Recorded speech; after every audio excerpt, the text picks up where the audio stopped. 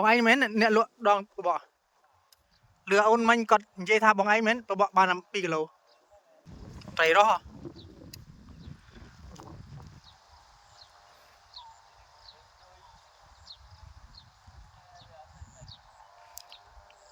បើលេងនេះស្រស់អញ្ចឹង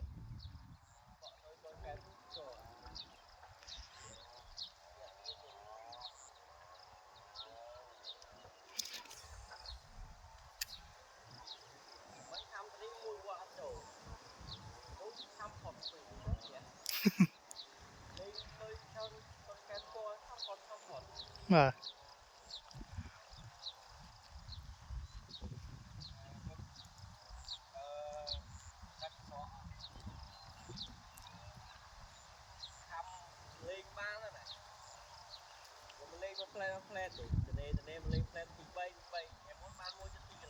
ហ្នឹងមែនលឺអូននិយាយតែមិញ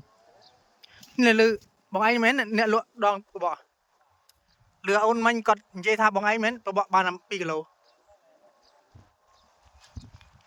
ជួបវាមុខមិញវានៅបបមុខដែរមិញ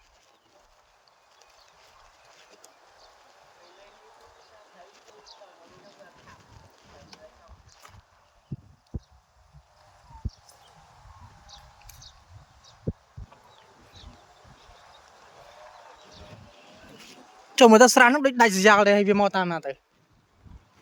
បាទអូ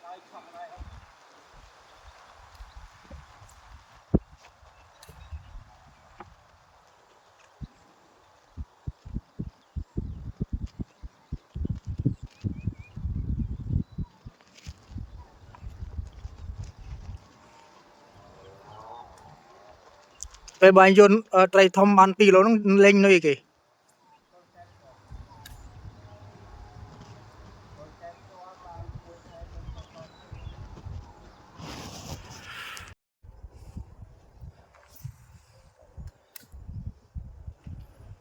ណាខាងនេះជ្រៅ